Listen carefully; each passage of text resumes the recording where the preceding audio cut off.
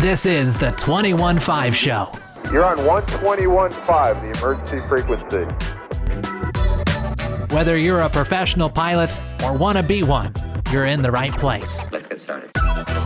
Join professional aviators Dylan and Max as they talk their experience in the airlines, business aviation, and more. Life is good. Industry experts, unique stories, and plenty of fun. This is the 21.5 Show. Here we go. What's up, guys? We're back. I'm coming to you live from my son's bedroom. I got kicked out of my home office by my wife. Well, it's funny because you're using your YouTuber voice, but then your son has some type of neon sign in the background. It's his name on the wall. I know. Oh, I'm like, hey, Cruz, do you mind if I use your room to podcast? He's like, looks at me like, what? And I'm like, I don't know. Yeah, Kenzie has to use the office, and it's a whole thing. He's like, all right. So you look like we need to have the I look Khaleesi like a gamer YouTuber. Yeah, you look like a Twitch streamer with like your logo in the back. I should be playing. I should be playing Roblox right now. Yeah, commentating. Comment down below if you want to see me. Oh God. Oh, that's not why the folks are here, though. They're here to hear from professional pilots like you and me, Max. Yes, I am a professional pilot at the airlines and in business aviation, joined by my friend, brother-in-law, and co-host, Dylan. Hey now, joining you from, let's do this installment. Again, you're at home, I'm on the road. Give you a little screen tour. Ooh, it looks like a Spring Hill. Is that Spring Hill Suites? It's close. Very good guess. I'm back on the Marriott train after you chastised me. I'm at the AC. Oh, okay. Just a step up, in my opinion. Good for you. Good for you. Yes. Man, we've got a ton to get to today, Max. More book club. More book club. Frank more Borman. Adventures in flying to share, and more flight advice, emails. Let's do it. Lots of feedback on the raw docking that we talked about. So we'll have to get into that. Has not gotten old for me yet. No, that is funny. Definitely not. So let's jump into it. Have you been in the skies recently? Any good stories? Not since this morning. Oh, okay. I went early, as we do this time of year in Arizona, to go fly my plane, and it's like 6 a.m, literally. And I'm sitting there. I have just opened the door, and I was putting air in the tires, and I hear some dude behind me go, "What you ought to be doing?" And I'm like, and I look back, and it's this guy, Jerry Lane, that I used to fly with. Like, I mean, what is that now? 15 years ago, I guess. Probably, yeah. Yeah, and he's got a plane at the airport. I don't know what he's doing there at 6 a.m, just cruising around. But I'm like, Jerry. He was imitating this guy that we worked with. Yeah, the Innovate guy. You got Innovate. Yeah, the guy that just used to torture me. But anyway, so I'm like, Jerry, what are you doing? He's like, he's retired, not doing anything really. And I said, you want to go flying? He goes, sure. Because I was just going to go up and just do some touch and goes because I hadn't flown in a couple weeks. And when I fly by myself, that's what's fun, for me, is just go up and just do touch and goes. And right. I don't know, it's fun. So. Yeah, so unexpectedly at my 6 a.m. touch and goes flight, Jerry came with. We flew around the patch. It was pretty fun. Did he get some? Did you hand over the controls though to get some stick Well, time? unfortunately, I'd taken the stick on the right hand side out because when my wife was flying last time I flew was with her, and she sometimes likes to hold the dog on her lap. Like while we're flying, and so I'm like, yeah, but you can't do that with the stick. Like I don't want the dog to freak out and be kicking the stick while I'm trying to flare or something, right? So I just take the stick out. Super easy in my plane. It's just a pin. So we start taxiing, and I look over. I'm like, Jerry, I forgot, and you have a stick in. So no, he didn't get any stick time because there was in fact no stick. But next time, yeah, it's good. It's a normal Deer Valley cluster, 900 airplanes in the pattern. So. Well, the Murphy Moose, the good news is impervious to the CrowdStrike attacks. You did not have any software update issues with that airplane. No issues. However, I mean, you just have so many good stories to tell. Are you ready to talk about your non-rev? Like it wasn't non-rev. It or was not non-rev, your yeah, European I paid for it. meltdown. I paid to get porked this time. This was, you used all your resources, internal and external, to survive. Dude, so this was do you have bad. a good- So can you give us so briefing? I'm flying to Europe to Barcelona via the direct flight from Phoenix to Heathrow, right?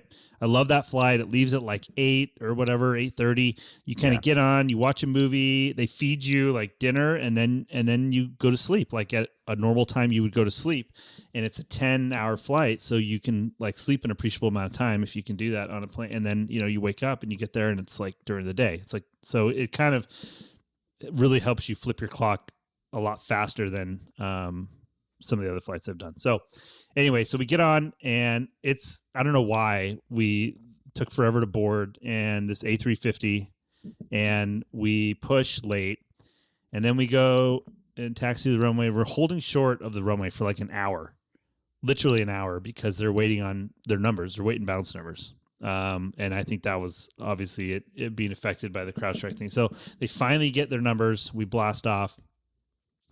We get in late. We had like a 2-hour connection, which is like minimum in Heathrow because that's a monster airport. So we get in, and we're a little bit late. Not too bad because the winds were favorable. So we our flight time is a little bit less than planned. But we get in, and then we pull up, and they literally push stairs. This is at London Heathrow Airport. They're pushing stairs up to a wide body airplane. I'm like, what are we doing? And wait, is it just one exit, or are there multiple? No, like, one exit, style? dude. No, Not one even in the exit, rear? one pair of stairs, and 3 buses. And you're like, is this for real?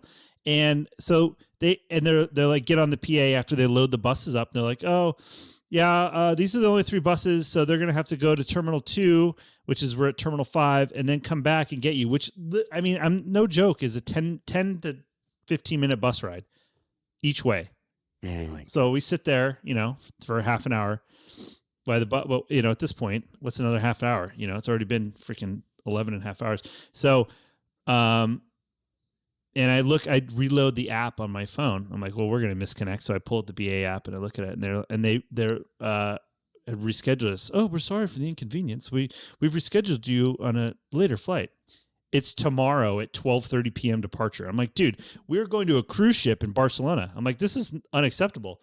This gets us there like past our boarding time. Like if we carried on, my wife and I, I'm like, so if we took this flight, we got, and fortunately, your suitcase. Yeah. You carried on your suitcase. Yeah, I carried on my suitcase. And so we didn't have any checked bags. I'm like, if we get off, we get through customs, we grab a cab, it's like 15 minutes. It's very close to the airport. I'm like, we could maybe make the ship.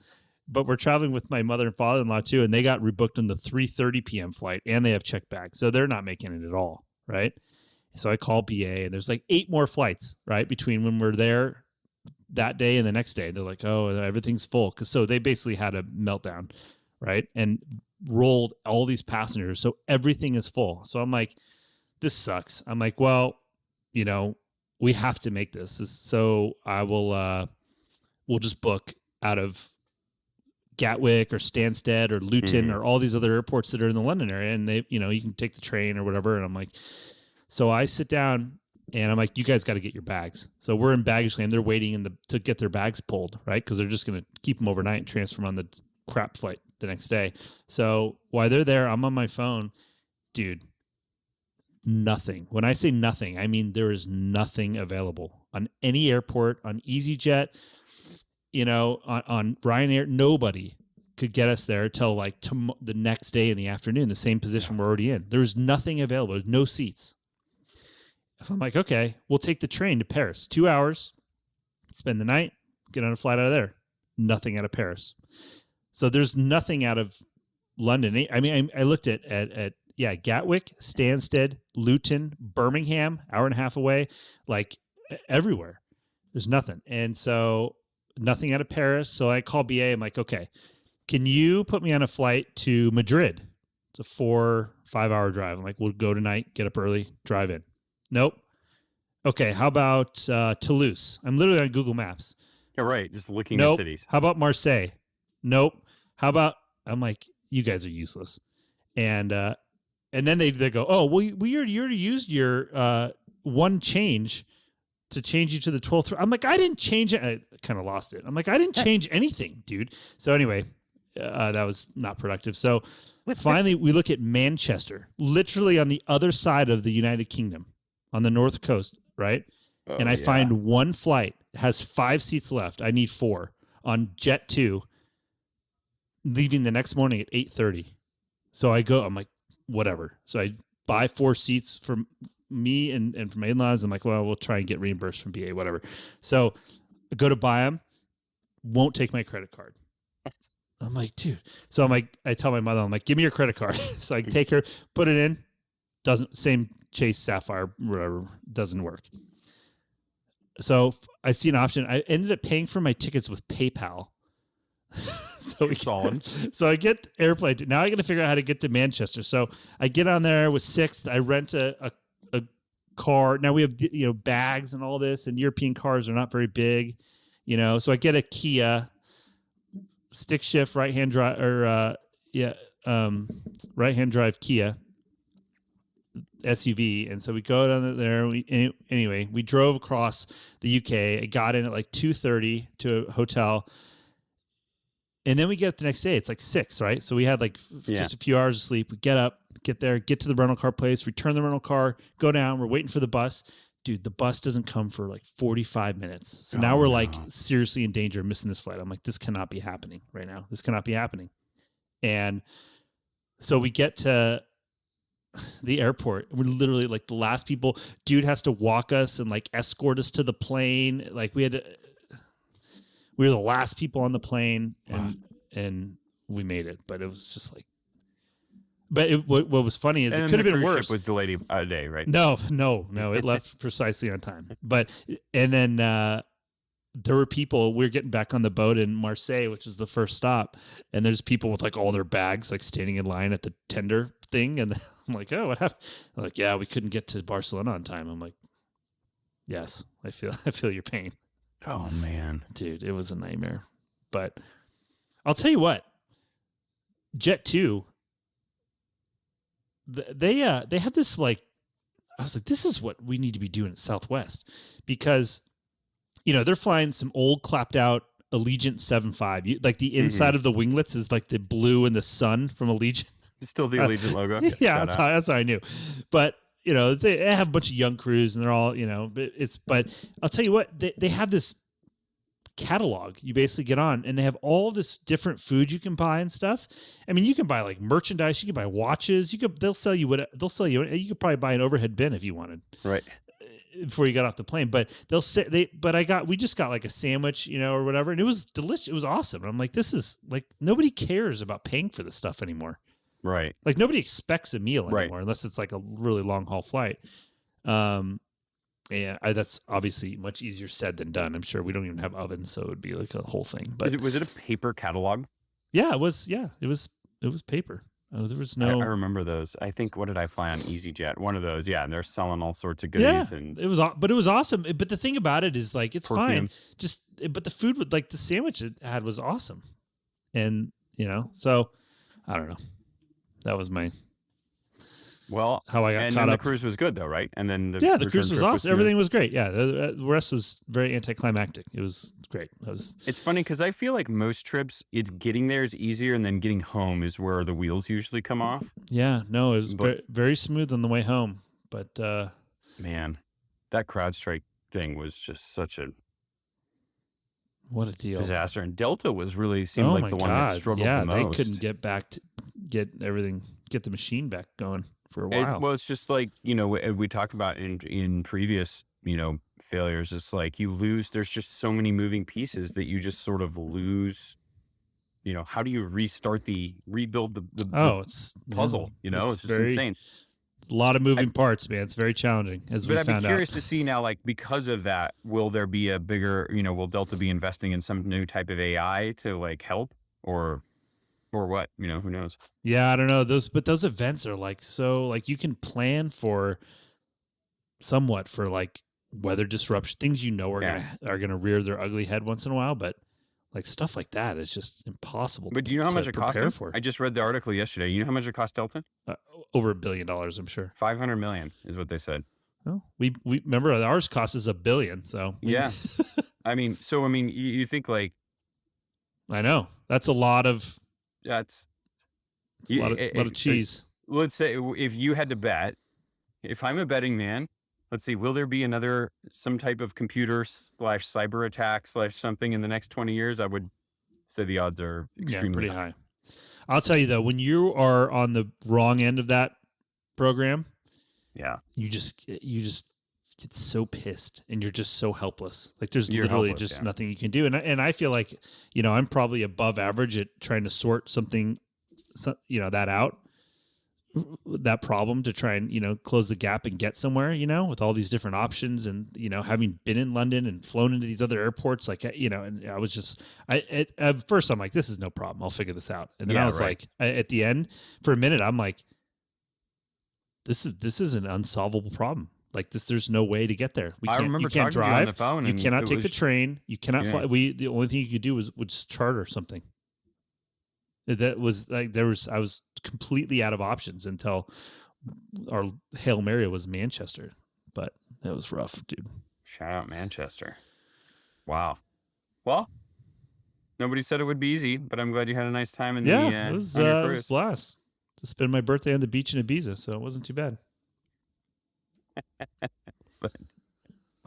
All right. Speaking of airlines and problems and losing money, should we talk about Chapter 7 of Hard Landing? Yeah, this is one I always remembered because that was the point where the airline CEO had to wear a bulletproof vest and get a crash course in how to use a 9mm handgun. That's when you know that labor has gotten pretty intense. This was a chapter all about Eastern Airlines and kind of a tale of two leaders, one being Frank Borman, the famous astronaut who then became the president and chief executive officer at Eastern. And then the other was the union president. And I'm blanking on his name. Charlie. Charlie. Was it Fry? Yeah, something like that. I don't know. And in kind of their two paths and how they had to lead their groups. And man, it just kind of started off. What's that? Charlie Bryan. What's his Bryan, name? That's right. And he just started off kind of talking about the dysfunction at Eastern and how they were late to embrace the jet age. And then actually had some talk about the origin of the shuttle. The East Coast shuttle. Yeah, like shuttle service. Yeah, and they were doing this like merry-go-round thing where they would just like be spinning an airplane like every hour, I think. Well, and what was interesting too is they guaranteed seats. So if people showed up, they had a reserve airplane and crew, assumably, ready to go. So if you filled up the 1 p.m. departure, there was another one ready. There's another one ready, which I guess rarely happened, but it was kind of they said that the New York Symphony or whatever showed up for a whole. It's kind of like just catching a bus where you're just like, all right, when's the next bus? And you just kind of show up. So they had some innovative ideas, kind of made some mistakes. They were talking at one point, about waiting on the jets. Then they ordered fuel efficient jets when it was too late, when fuel prices went down. And then they were on the wrong side of interest rates, and it's just like but before that, they had a few years where they were crushing it because they were the launch customer for the A300. Airbus, desperate to break into this Boeing McDonnell Douglas situation, said, "Oh, you can have them for free for 3 years." So he had no debt service on those airplanes, and then he worked out. He did work out like a variable labor rate depending on how the company did, which was awesome because it. It ebbed and flowed with how well things were going. So they crushed it for a few years and then mostly ebbed. Yeah. Well, that's how, and that's kind of funny. That's how it seems like the airlines are. Cause it's always like, like right now, I would say the Delta is probably the one that has like kind of figured out, navigated this post-COVID environment and stuff and figured it out the best. And they're on the rise. And then but as you keep reading this book, dude, it is the same thing that always happens. Like somebody, it's like those horse races at the fair. And it's like like one goes ahead, another one goes ahead. And like, it's just wild how it works. Well, yeah, it's the same. It's just like, what gets you ahead at one point will be the thing that brings you back at another point, Totally. And it's just, and it's just a constant push and pull. So anyways, the meat of the chapter really focused on labor negotiations, especially with the machinist unions, and that was a lot of the mechanics and people that did other things. I think baggage handling, like cleaning toilets, like all that stuff. all that stuff. And so it just talked about how it was interesting. This is an interesting dynamic, and one that I actually wanted to ask you a little bit about. As an airline pilot, it was one of the weird things for me, like getting a pilot's union. Okay, like I kind of wrapped my head around that after a while, but then you come to realize, oh, well, the flight attendants have their own union, then the gate agents have their own union, and then the mechanics have their own. And so there's not like just your union that you kind of have to be cognizant of, but you have to be cognizant of all these other unions. And then like, well, what if the baggage handlers go on strike? Are you still going to fly the plane? And, are you going to cross their picket line? And like all, there's all these different but it's not really that. play. Borman had people lined up from the other work groups to then fill in for the striking work group. Mm-hmm. That's like, I mean, it's one thing to show up if you're not the one striking. Like, I'll fly the jet, but like, who's gonna push it back? Yeah. What are you gonna do? But if you come in your days off and drive the tug, that's going to be that's completely different story. Crossing a union line, which is a no. Yep, exactly. So anyways, and then it got really bad with the labor negotiations, and it was interesting because they said the pilots keep taking concessions, and I think the flight attendants did too, which seemed weird. And then but the mechanics were the ones that really put their foot down at Eastern.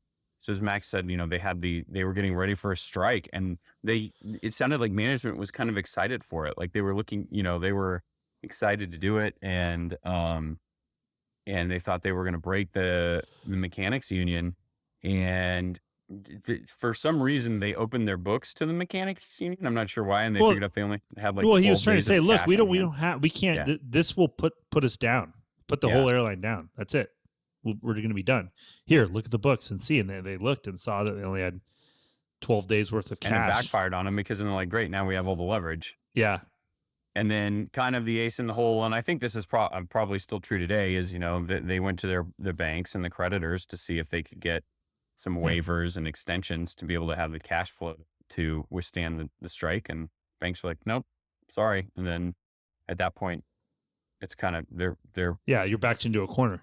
They were backed into a corner, had to sign a big deal with the mechanics union. And then that's kind of where the chapter ends. As Borman's, when the Miami television came to the door, they said, Colonel, what happened? And he says, we were raped, snapped and closing the door. That about sums up the feeling. No, that ended the chapter. But then the interesting thing is like, clearly we know that Eastern didn't make it, but it's like, it's such a tough balance when you look at being a business owner and running a company where it's like you sowed all this bad blood with your employees because you like took these concessions, and then you like had to pay them this big contract. But in the end, that's part of the undoing of the company. Did you have any thoughts of that? Of like, wow, like you can kind of see like. Yeah. Oh yeah, for sure. But the thing about it is like they were way below industry standard at the time. And so the old book before deregulation, nobody really cared about. Right. They were just like, oh, sure, you want a raise? Here you go.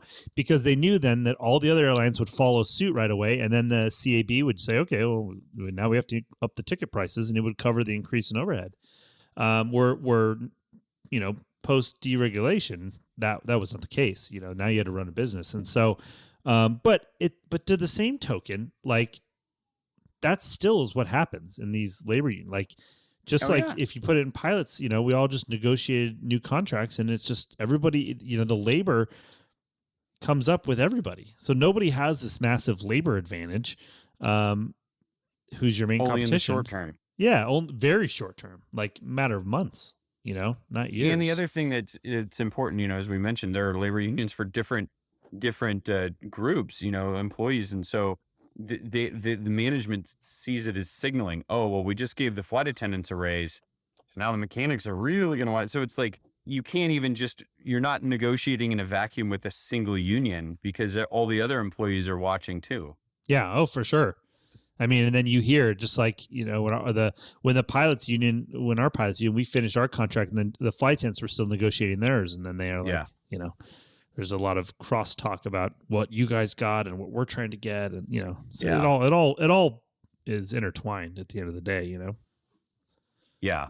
So I thought it was real interesting. Just a really good chapter, just kind of explaining like how it can get really bitter really fast, and why it's and sort of a background of why it is a battle. It's always a battle because the management is always trying to keep their costs down. I mean, and then in this case, honestly, the reason I mentioned that he started carrying a firearm and wearing a bulletproof vest was because he got a tip from somebody that said the mob had put a hit on him, and he called the FBI, and the FBI corroborated it. They're like, it sounds like that's actually accurate. So you may want to check yourself. And he had to hire somebody from one of the families. Yeah, one of the opposing families. Just as like a talisman. Yeah, that gets ugly. So yikes. Yeah. The more it's history doesn't repeat itself, but it definitely rhymes. And you start to read this and you're like, oh, I mean, you can still see some of these modern day things. Yeah, it's the same sentiment that is just not, it's not the same, but it's the same. Yep. So great chapter. Encourage anyone that is not reading along with us to go grab the book. We'll link in the show notes. Hard Landings, not the it's. Remember, someone sent us a screenshot of the hard landings, adult romance novels. Yeah. Apparently, there's multiple books, so this is like a reoccurring character. This guy. It mentions airlines and chaos in the cover. Yeah, so right. Yeah, exactly. That's the one you're looking for. There's a link in the show notes. Use that. It won't steer you wrong. Won't get you to Fabio. Which does look like an incredible book. Maybe that's nice, but okay, that is going to do it for the book club. Next, Max, some reviews.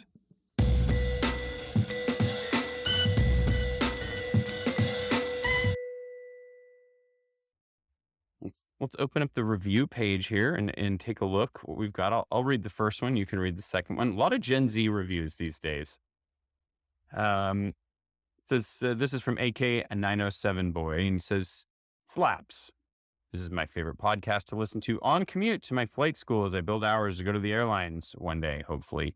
Great mix of humor, perspective, and information that I would otherwise probably not hear from many more flight hours. Keep up the good work, guys.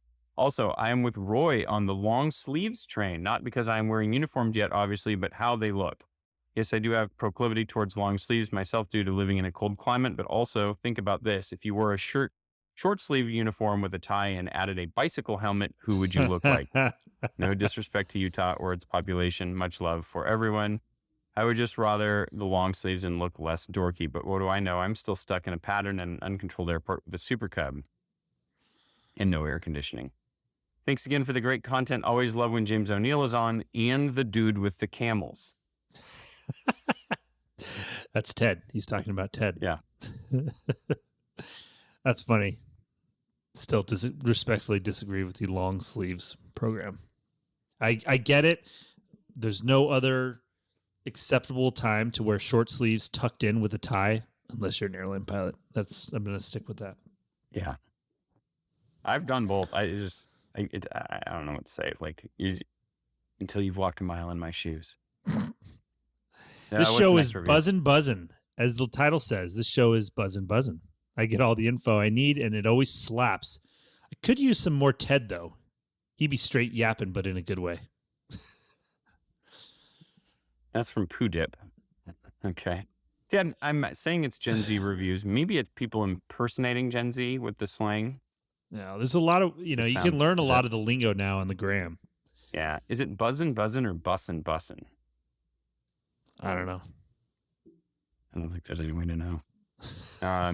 Thanks to everyone that writes reviews for us. We appreciate it, even if we can't decode all of the language. If you'd like to get some free stickers from us for writing a review, you know what to do. Visit Apple Podcasts, write us a review, then shoot me an email, info215podcast.com with your mailing address, and we'll be happy to send out some stickers. All right. Big mailbag today. Lots to get to.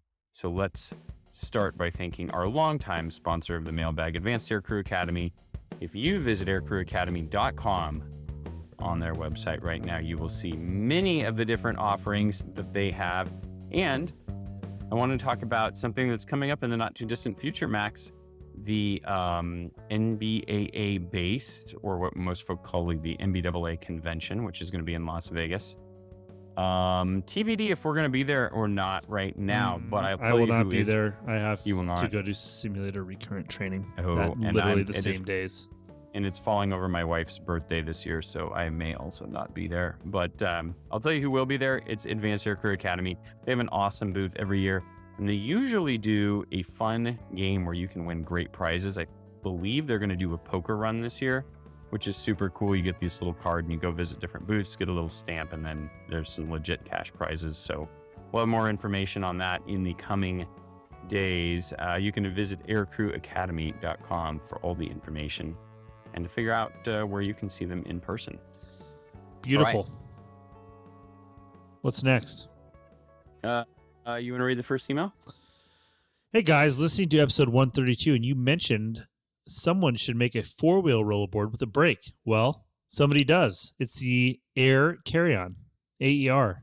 And hopefully other manufacturers will figure something similar out. Mike, that's ask and you shall receive, huh? That was pretty cool. I looked at the link. Did you? Yeah, I did. I watched the little video. It looks like it's a slider switch right by the Yeah, handle on it's the perfect. actual suitcase, and you Exactly. can lock the wheels. So Derek, who's listening from Paradox, check it out. Check the patent office out and see if it's Or just get the little miniature chocks like I talked yeah. about. Oh, One yeah. of either one. All right. These are some comments we got from Raw Dogging Planes. All good here. You guys forgot about using the aircraft issued headsets. We're using handheld mics, getting vectors for an ILS in Mexico.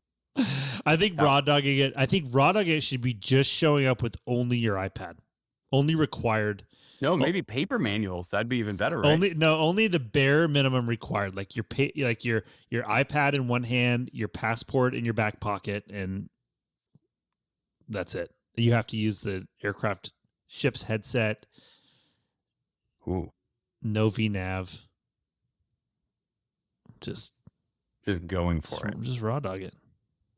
And with the hand, I like the twist of the hand mic. The hand. It is pretty tough. That's great. What's next? Not bringing any carry-on bags. Somebody said that. Just raw dog a 3-day with no bags. Just show up. Good. That would be impressive. Just that would be an amazing. Do a 4-day without a carry-on bag. You think you could do it?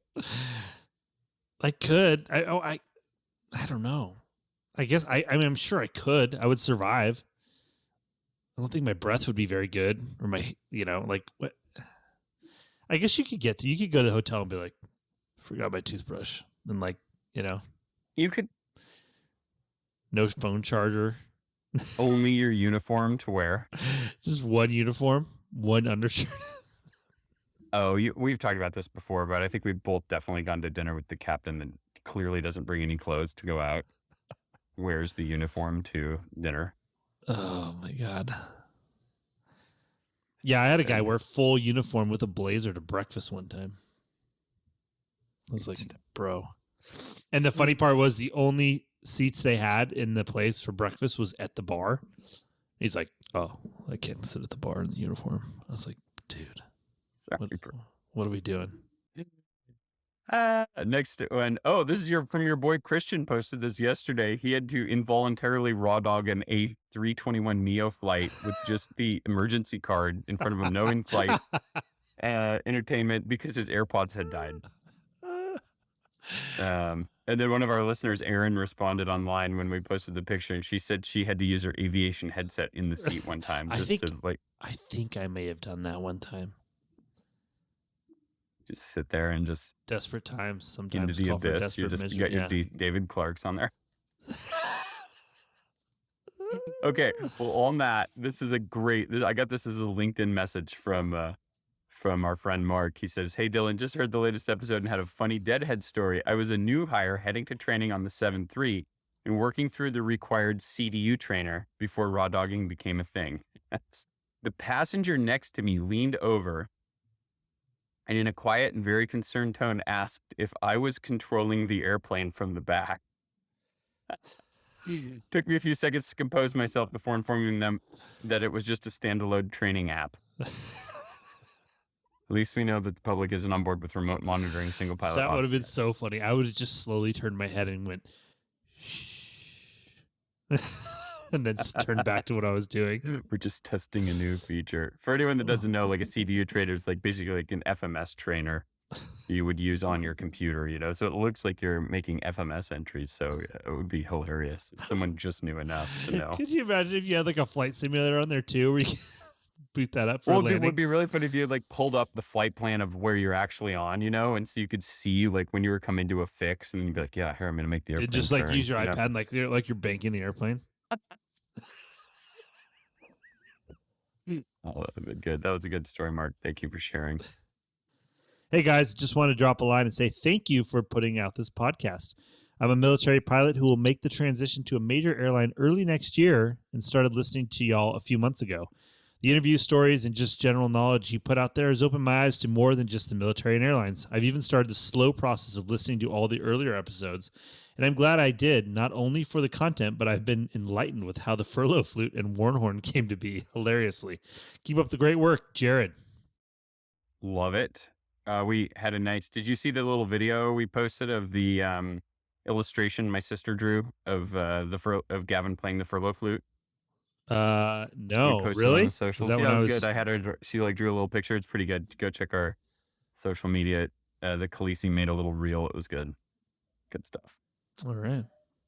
Next email says, "Hey there, I am a newly minted commercial pilot. My end goal is not the airlines. Do you have any good recommendations or resources to reference for corporate / non-121 pilot jobs on the West Coast, specifically in the Seattle area? And thanks, Kyle." I got some ideas for you, Kyle. So if you're newly minted commercial pilot, I'm going to say you're probably, still pretty low time. Obviously, Max and I are going to recommend that you go get your CFI and do some instructing. But here's, if you want to do the corporate or non-121 stuff, what I would start doing now is start networking with some aircraft salespeople, specifically the people that sell smaller airplanes, Cirruses, Pipers, maybe the Honda Jet folks, and the Textron salespeople. Just try and start to meet them. Well, and the good way to do that is like in here we have the Arizona Business Aviation Association. Find the local association in your area and start going to those meetings, because most of those people you will find at those meetings. Exactly. Start to try and meet these, especially if you have some experience. Like if you already have experience in a Cirrus, or like, let's say like a bigger, like Piper single or something like that, try to make the connections with those people and be like, hey, if you ever need anyone to help do a ferry or when do a delivery or whatever, and that's a good way to get going kind of on the corporate side. You can start in some of the smaller airplanes and then, work your way up there. I think there are some good opportunities in Seattle. But I think that could be an interesting way to do, and especially it could be on the side while you're instructing. Well, and the other thing too is you can start networking, because the business aviation is all about networking, using LinkedIn as a resource, like our friend James O'Neill recommends. Precisely. Yep. So that'd be what I would try and do. Good email, Kyle. Okay, guys, I left you a review on Apple Podcasts and would now like to claim my 21.5 swag. I also want to thank you for reading the recent listener question about whether it's unprofessional to have tight shirt sleeves. I fly for the same company and can't wait to haze the new guy who sent in that question, forever to be known as Guns. Thanks for all you do and keep up the great work, Chris. A lot of emails about shirts today. I don't know. There's worse nicknames than Guns. Yeah, exactly. Quite. You want to be known about the guy thing, that's muscles these are shirts. too big for a pilot shirt? Like, okay, I guess if you want to make fun of me for that, then okay. Yeah, go for it. Go for it. Hey, Max, I do have some good news to share here. If you remember last time we read an email from Joel, his wife had passed away after a battle with cancer, and he was still looking to be able to continue his aviation dreams. And so we had solicited the listeners' help to try and find some opportunities for him. We had 3 different listeners reach out to us already with some different ideas, some different companies to look forward to. One Yeah, listener, they had some really good ideas. Actually. yeah, another listener we had reach out and said, "Hey, come down to the hangar. Let's do some networking. Let's just kind of get in touch." So I want to give a quick shout out to Chris, Ryan, and Cole, who all stepped up to offer information to Joel. Really appreciate that. That's one of the most rewarding things about the podcast, I'd say, is when we can help folks, or at least not even you and I, but we can connect people and Yeah, absolutely. and assist. So keep that coming in. Any info for Joel is much appreciated, and thanks to everyone who participated so far. That is going to do it for the mailbag. Thanks to our friends at Advanced Aircrew Academy for their longtime sponsorship. If you want to join the conversation, you know what to do. Shoot us an email, info@215podcast.com, to be mentioned in an upcoming episode. All right. You ready for some flight advice, Max? Hit me. This is a big one. This is kind of similar to what we got before, and I think it kind of ties into our conversations with James about furloughs and things. So I think it's going to be a pretty relevant and interesting discussion. So let's go to flight advice, which is brought to you by Harvey Watt. If you visit harveywatt.com, you will see all of the offerings they have for pilots, furloughed pilots or employed pilots or commuting pilots or home-based pilots. It doesn't matter. If you're a professional pilot, you need to get your medical certificate protected. Visit harveywatt.com to check out all of the offerings they have, including life insurance. That's a product that I subscribe to, and it has been a nice little a way to get peace of mind. There's almost no exclusions. You can fly your own airplane, skydive, all the things that pilots love to do. harveywatt.com. On to flight advice. Hey guys, love the show. I've been listening for a couple of years, and your podcast helped me finally decide to leave my old career in defense and go to the airlines last fall. Your advice and the work I did with Raven Careers really helped me make it happen. Now I'm trying to decide if I should stick with my struggling ULCC or go to a cargo carrier where I build time for a legacy. I'm commuting to reserve and usually do 6 days on and 4 off. I feel like I'm barely touching base at home during my 4 days off because I'm going back out the door before going back out the door because I usually sacrifice 1 to 1.5 days off for my commute. It's going to get worse in September when I get involuntarily moved to a further away base, which will likely result in me regularly needing to commute out the day prior and come home the day after my reserve period. It's only 2 full days off every 8 days. Also, the viability of my airline is really in question these days, and a lot of us are feeling the stress from that. So do I suck it up and keep building time where I'm at, or do I bail and try out 16 on, 14 off paid commutes at the cargo operator? Ultimate goal is to get on with a legacy that has a base 30 minutes from my house, but there's no telling if or when I'd earn that opportunity. I think I'd be a lot happier at my ULCC if there was an ability to hold the line in the foreseeable future, but there just isn't. I think bankruptcy is far more likely than hiring in the next couple of years. Thanks for all the help. Just a fella who likes flying. A couple of stats he included: 2,700 total time with 200 hours of Part 121 time in the Airbus. Age 42, lives near Dulles, married with a 3-year-old. I'm going to go out on a limb. A 3-year-old? Yeah. Dude, that makes I'm going to go out on a gives limb me the and say chills. he works for Spirit. Yeah, that's rough. Those are not great options. Yeah. Either one, but that's a tough one. I think this really illustrates why we have warned against commuting. It literally is eliminating 50% of his days off. With his kid and his wife. So that's brutal. For once, I'm speechless. Yeah, I've contemplated this one a little bit here. I think the other thing that it illustrates is, and we talked to James about this before, Sometimes getting furloughed is better than not getting furloughed, Yeah, because then you don't have to make decisions like this. because this is the exact decision that you're now stuck in. I mean, here's the thing. At the end of the day, you are left with two not very attractive options to try and get to one very attractive option, which is to live in base for a big carrier. So I would say the move would be, because here's the reality of the matter. The pilots, they're still going to be hiring pilots in the foreseeable future.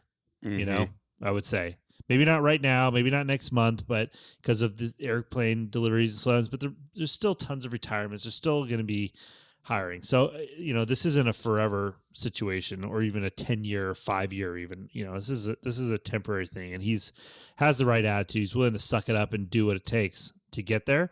So what I would say is you need to do whatever is going to put you in the best position to get to the next step, because either way it's going to suck getting there. So if you're sitting on reserve and not flying much, then that's not helpful. Maybe you need to go to the cargo operator. You know, the other thing too is that flying, there's a lot of people that will apply to a legacy carrier or whatever that have been at a ULCC, right? That have been, or flying a CRJ, which is essentially the same thing, the same places, right? There are less people that will apply having flown a 747 all over the world. So I think that if you can fly more, I think the experience will be better. And, but the flight time is really the most important, right? So if the flight time is better at the cargo carrier and you can, and the experience is for sure going to be better, then maybe that's your move.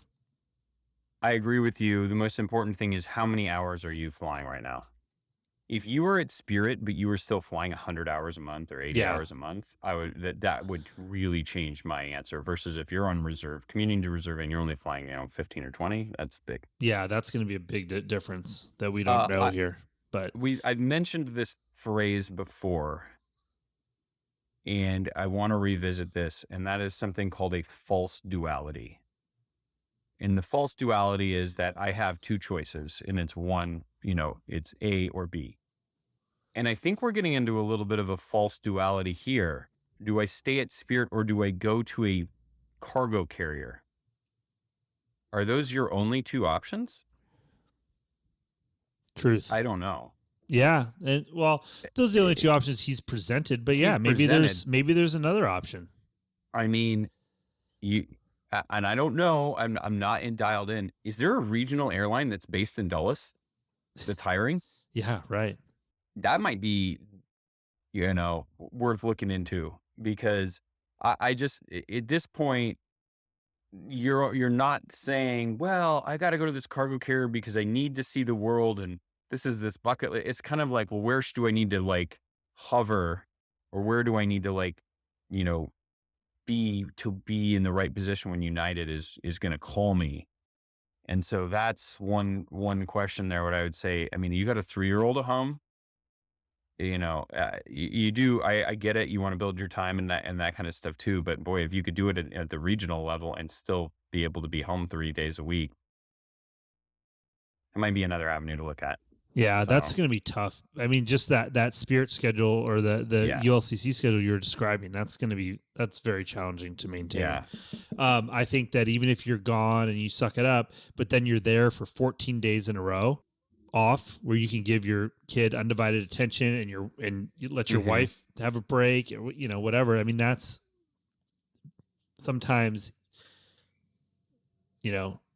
eating that sandwich for 16 days on is worth it to have the longer stretch at home to just so I would say be present. So that's what I always say too. It's like one of those things is being an airline pilot is I'm gone every week for 2.5 days, right? But the days that I am home, put it this way, I don't see a lot of other dads in the pickup and drop off line at school, and a lot of the other things that does enable you to do that a 9 to 5 Monday through Friday job does not. And so sometimes, there's a trade-off there, but that commuting schedule, you're really not getting any much reward there. Yeah. So, and again, and James mentions this all the time. It's like, this is a decision everyone's going to make, your spouse included, and so maybe say, hey, what's better for us? Me being home half the month or me being home a few days every week? Yeah. But professionally speaking, what you have to do is step back from both those opportunities. Is what gets me to the next level what prepares me for when the opportunity arises and they start hiring again, where I want to go to be in the best position possible. Yeah. Professionally speaking, that's how you have to look at it now. Professionally speaking, and I would say if it was the other option I laid out, which was like a Dulles-based regional, I would say the cargo is probably going to be more advantageous. Yeah, I mean, that's plus you're not going to be stuck on some metered deal where like, oh, we're not going to hire pilots. They're flying for the our regional carrier or something like that. Yeah, so right. I think you would sidestep a lot of those issues. So yeah, I think my official advice is I would be try and find whatever options there are, but I would leave Spirit unless you're like really getting a lot of flight time. Yeah, and because the problem is it doesn't look like it's just temporary because you're junior and things will improve. Like it seems to be going the other direction right now. Yeah. All right. Anything else? Nope. That's all I got. All right. That was Flight Advice brought to you by Harvey Watt. If you need some advice, some perspective, some thoughts from some folks that have been in the industry for a little bit, we're always happy to share our take. You can anonymously fill out the form at 215podcast.com. Add as many details as you want. You know what, Max? I need to update this form. I'm going to do it right afterwards. We need to start asking how many flight hours a month you're getting. Yeah, that is It's true. not always relative, but I think in a lot of cases it is pretty relevant. So that we can kind of judge a little bit on the experience stuff too. So you can visit the website and fill that form out. We'll be happy to give you our take. All right. What else? That's about it, I think. All systems are go. We're wrapping up the summer schedule here. We're hoping to get back onto weekly shows here. You have any more big European trips? You're not going to the Olympics? No, not this time. Okay. Formula One race still TBD? Perhaps. We'll see.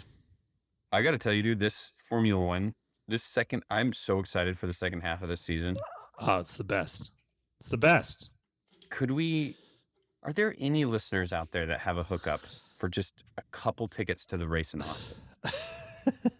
Yeah, that would really make our year. Do you happen to fly for one of those teams? Are you a sponsor of Formula One race team? Or, we would accept Las Vegas too. That would be awesome. Vegas would be fine. Austin would be great. Please, we're begging you. Okay. Thanks to Harvey Watt. Thanks to Advanced Aircrew Academy, Tim Pope, VerisJet Sales, and the Aircom Calculator for their longtime support. Thanks to everyone who wrote us a review and, of course, shot us an email. We appreciate the listeners. Always their active feedback is what keeps driving this program. So until next time, keep those shirts ironed.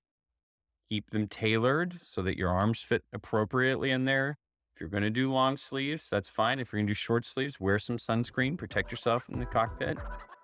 And thank you. Thank you for all those words of wisdom. Yeah, that's all the wisdom we've got. Most importantly, however, remember, flexibility is the key to catching your cruise ship. Next time. For sure. All right, see ya. The statements made in this show are our own opinions and do not reflect, nor were they under any direction from any of our employers.